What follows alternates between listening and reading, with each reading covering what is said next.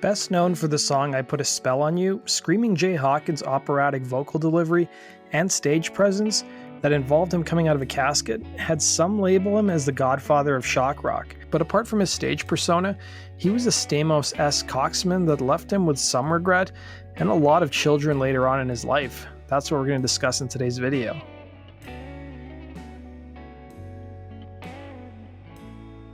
Screaming Jay Hawkins would pass away at the age of 70 in 2000 in France. He was married 6 times and left behind a 31-year-old French widow. Throughout his life, he had so many children that he couldn't keep track of them all. Estimates put his biological children anywhere from 57 all the way up to 75. It gives a whole new meaning to the Guns N' Roses song You Could Be Mine. His most notorious lover was Pat Newborn, who literally, not figuratively, stabbed him in the back when she caught him with another woman.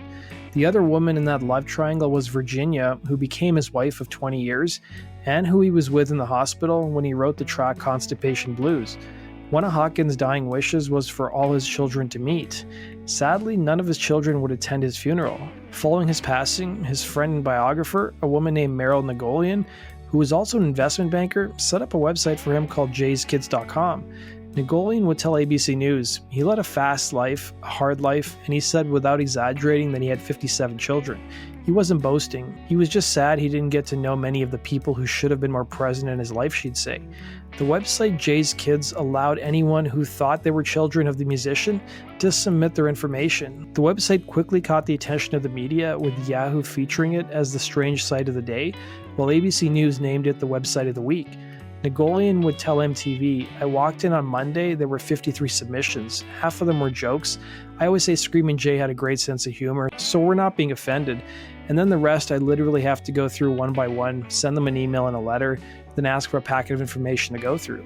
It came out that about 2,500 people all over the world submitted their information to the website, and the website asked for official documents including birth certificates, but in case people didn't have those, then Nagolian would try to corroborate people's stories with ones she had heard from Hawkins himself. Nagolian would tell ABC News, "It wasn't like an FBI investigation, no DNA test, but I asked for documents, the locations, dates of birth, and stories checkout. There was also a family resemblance," she'd say. Fast forward to February 12, 2001, a family reunion would be held for all of Screaming Jay Hawkins' children. The website was able to identify 33 of his children, 12 of which actually showed up to the House of Blues in Los Angeles as part of the reunion. Some people ventured all the way from Hawaii, Paris, and Cleveland to meet up. The reunion was actually planned to be earlier, but had to be held off after more people surfaced claiming to be his children. Nagolian would reveal the status of some of Hawkins' children in 2001, telling ABC, "2 of the kids are in bands, one in Washington, the other in Calgary, and they have acts that would make their papa proud," while another daughter of his was living in Hawaii and was a hotel store manager and a nurse. Gary Spritz, a lawyer for Screaming Jay Hawkins' estate, would tell Wall of Sound magazine that the kids weren't entitled to any of their father's estate, saying, "They're entitled to nothing, to be honest with you."